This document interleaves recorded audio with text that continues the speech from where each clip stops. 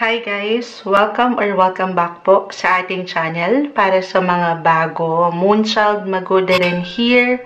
In today's video reading, another session po tayo ng segment natin Charot Tarot. Diretso na tayo guys. Ang babasahan natin today ay mainit-init pang issue lately sa show business at dahil nga Catherine Bernardo fan ang Moonchild, nahiwagaan rin talaga ako dito. Kayo rin ba? Ayan, energy check tayo guys. Ano bang tunay na estado ng koneksyong Catherine Bernardo at Lucena City Mayor Mark Alcala?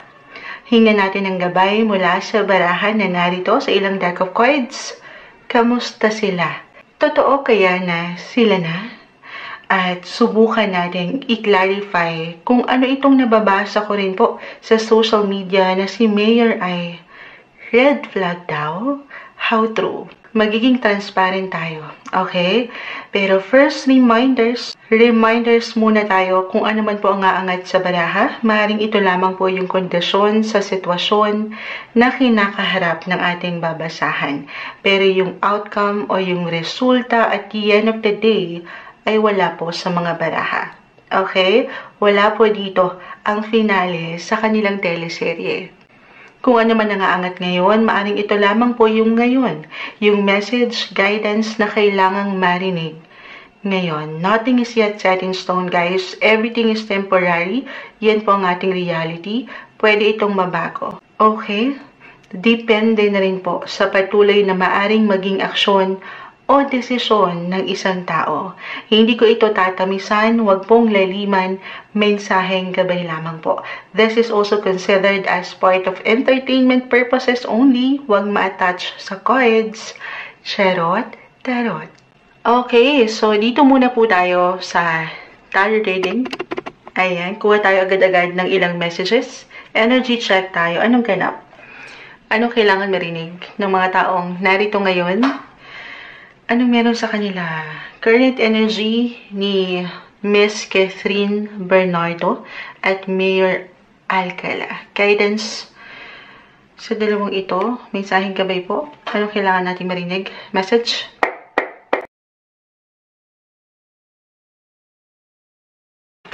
Catherine Bernardo.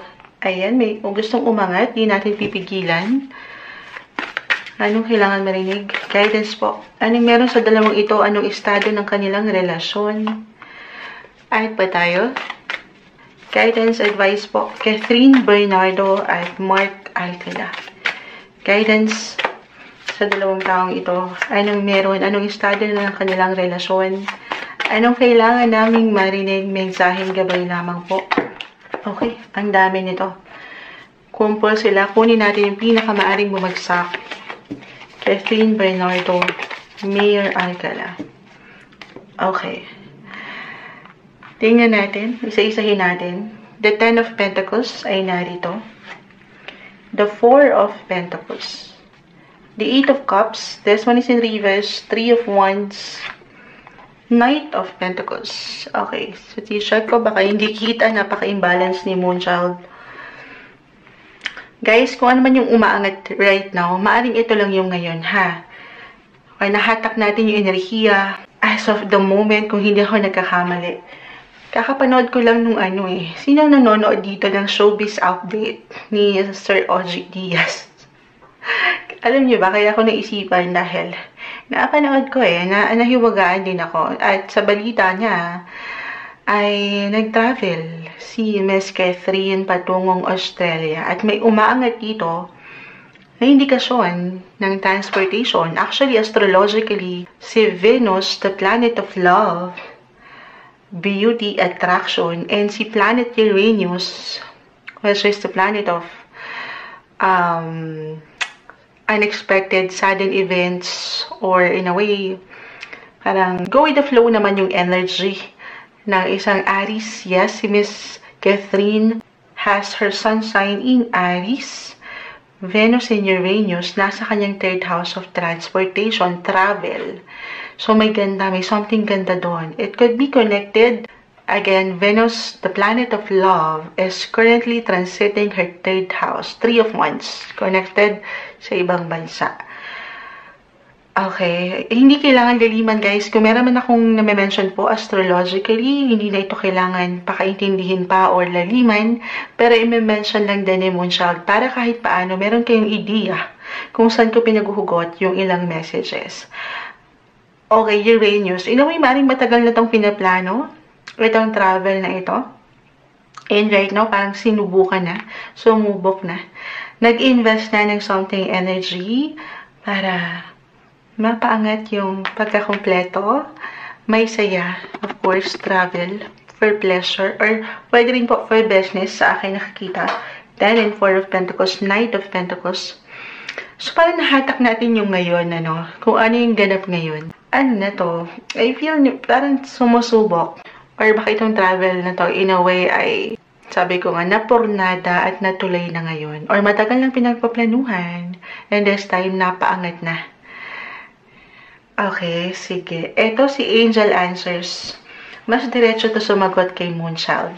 Tingnan natin kung anong may iwan. Maraming pagkakataon po na hindi tayo masasagot with a yes or no. Bilang gabay lang po ang may iwan ng baraha. Pero marami ding chance na diretso tayo nito. Kamusta sila? Sila na ba? Yun ang gusto kong malaman din. Tingnan natin. Guidance lang po ito. Hindi kailangan ma-attach. Sila na ba ni Mayor Alcala? Mark Alcala and Catherine Bernardo, sila na ba? Guidance, ano pong kailangan naming malaman, marinig? Sila na ba ni Mark Alcala, Catherine Bernardo? Guidance po sa dalawang taong ito na aking iniisip ngayon. Catherine Bernardo, Mark Alcala, kamusta? Anong estado na sila ngayon? Bukod sa travel na aking nakikita at saya, yung security, actually, 8 is all about secrets. Ito na. Sila na ba? May bumagsak na. Handa na ba tayo dito? Hindi kailangan laliman. Okay? Huwag tayong ma-attach sa baraha, guys. It's up to you. Kita mo. Nasa akin na lang ang sagot, Charis. Charot, tarot, it's up to you. Hindi kailangan mag-apply po yung pinakasalita. Pero, tingnan natin ano pa to. Pati ako nakabahan kasi. Ba't kasi ako nakabahan? Choose a new direction. Kita mo. Sumisegue pa. Hindi tayo dinediretso. Meron tayong directions na nakikita rito. Baka may pupuntahan pa. After Australia, you're ready. Hindi pa ako ready. Hindi tayo sinasagot. Gusto ko yung yes or no lang eh. Sabi ko sa inyo, hindi tayo madediretso. Ika-clarify ko po ito. Ha? Sila na ba ni Mayor Alcala? Catherine Bernardo at Mark Alcala. Sila na ba? Itong dalawang ito. Ayan, may gustong umangat. Tingnan natin. Listen to your intuition. Trust. Parang, it's up to you. Nasa akin daw yung sagot. Paano na to? Ayan. Clarify natin, ha? Kahit pa tayo ng ilang messages. Bakit dito yung bumagsak? Anong estado? Hindi tayo dinediretso. Guidance, anong estado ni Mayor Alcala at Catherine Bernardo ngayon? Add lang tayo. Clarify natin yung ilang situation. Okay. Add tayo. 10th house. May bumabagsak. Ay! Sandali. Okay, so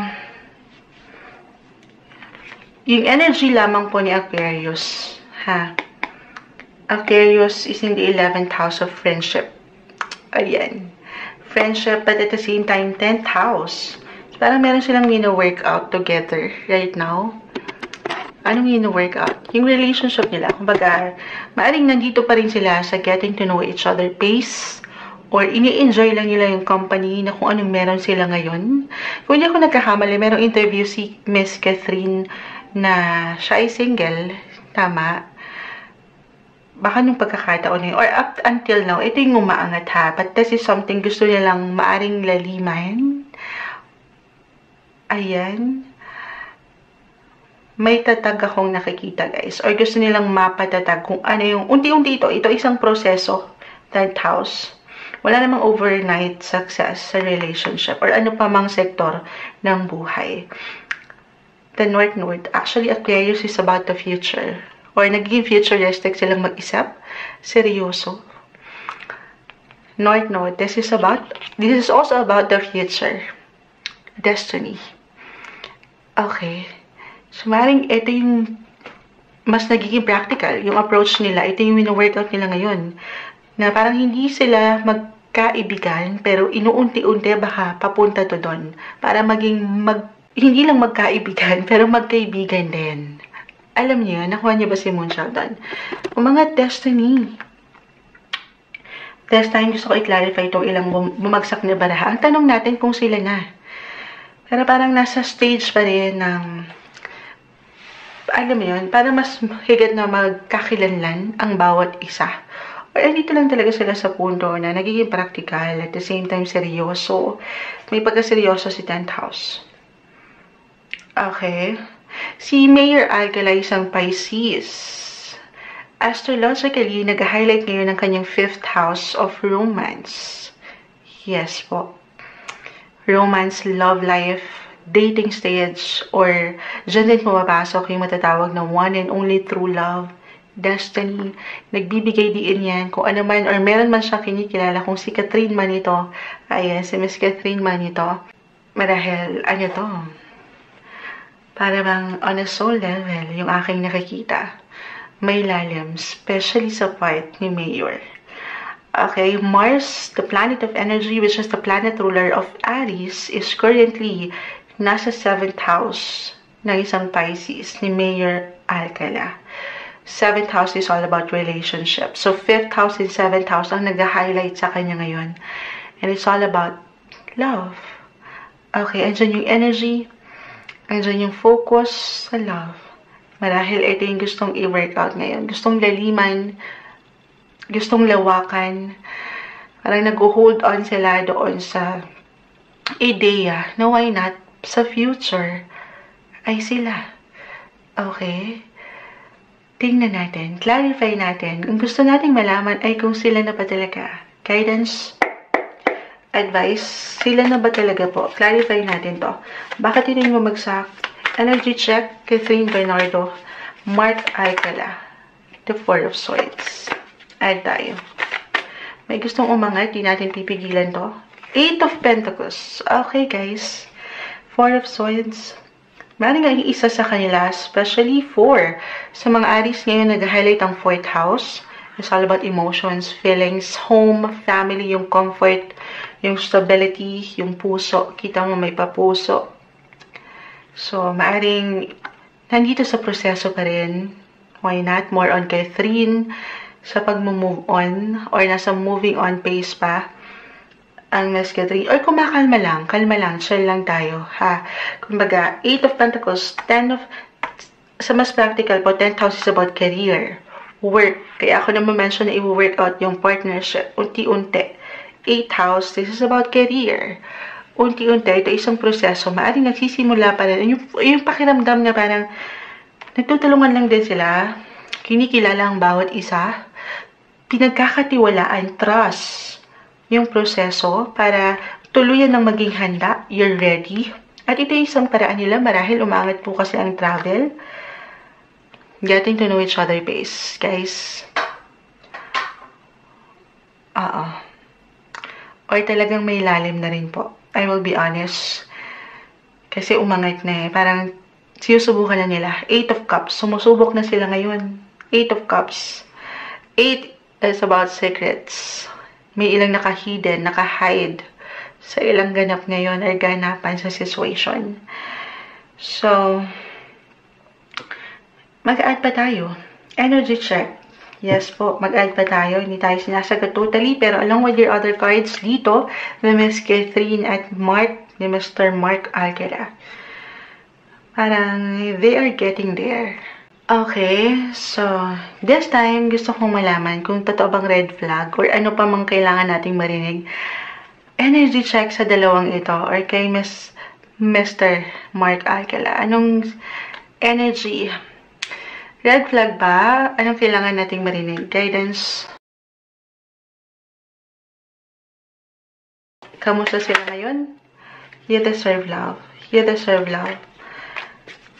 Deserve nila yan. Deserve nila yan. Siyempre naman. Ang magmahal at mahalin. Anong kailangan marinig? Energy check. Catherine Bernardo po, Mark Alcala. Anong connection ng dalawang ito ngayon?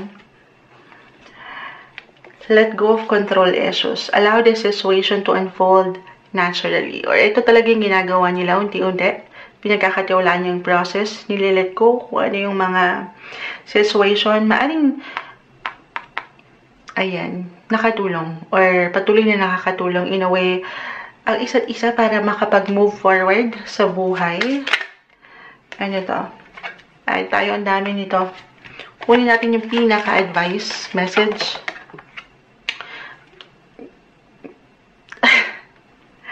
Bakit bumagsak? Pero, guys, ito lang naman yung ngayon, ha? Ito lang yung ngayon, pero, wedding, destiny, this situation involves marriage. Hindi kailangan agad-agad. Marahil kahit sa simpleng ideya, plano, nag-highlight ngayon sa kanilang dalawa ang home and family. So, in a way, syempre naman, baka papunta rin ito doon sa ilang gusto nilang marating sa kanilang relasyon. Sa future, umaangat nag-highlight about the future kahit sa simpleng enerhiya lamang po ng ideya ito. Okay, na umaangat kaya nahatak natin. This situation involves marriage. Kung napanood niyo yung kay, sino may binasahan natin, bumagsak rin to sa ibang ano. Meron na tayong ilang artists guys, celebrities, couples, love teams na nagawa. Pwede niyong i-check, pero yung kay Bea Dom ang hindi ko makakalimutan. Kasi sila yung unang-unang ginawan ko nilang ganito, na umangat ng wedding guys. Pero tinapos tayo ng baraha dito eh. Yes, nagkaroon ng wedding, pero wedding proposal lang yun. Diba? Hindi natuloy sa kasalan talaga. Ibig sabihin pala, proposal. Sige, ito hindi natin tatapusin dito lang.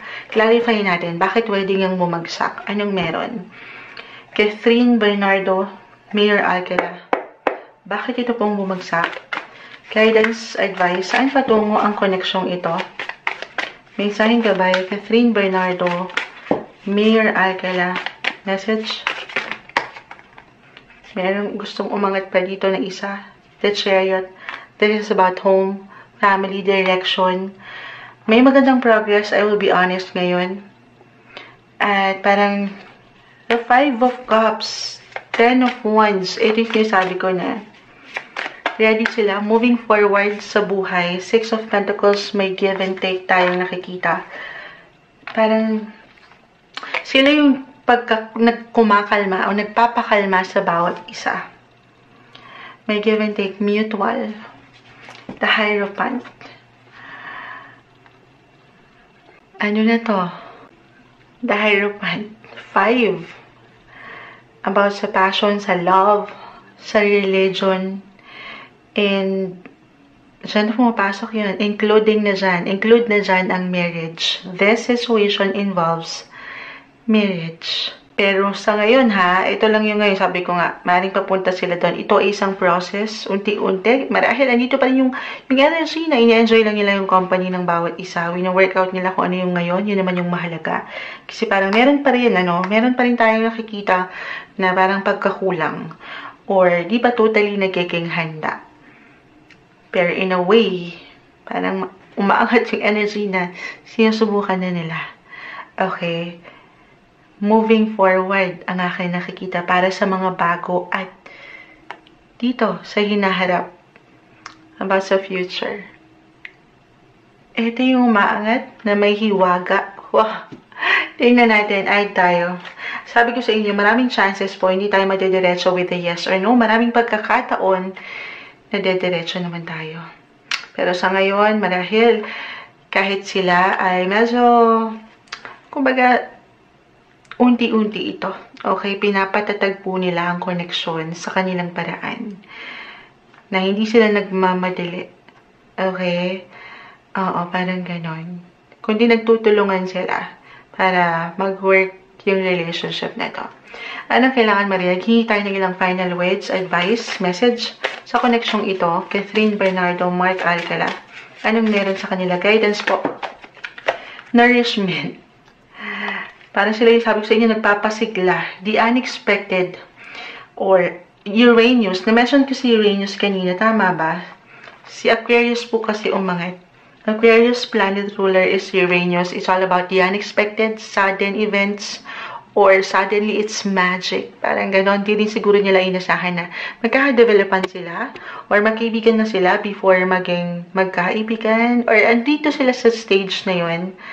Sila yung kalma ng bawat isa. Parang meron give and take, guys. Six of Pentacles.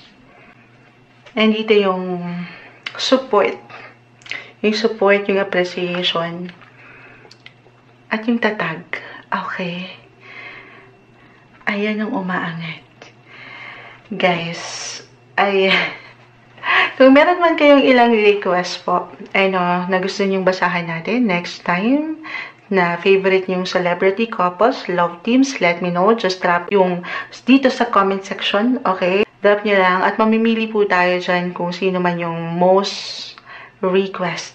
Tingnan natin, ha? Ito yung umaangat. Alam ko, nagkarumble-rumble na. Pero sana kung ano man yung nakita natin na basa sa cards ni Ms. Catherine Bernardo at Mayor Alcala ay pawang maging gabay lamang po ma-touch sa cards. Charot, tarot.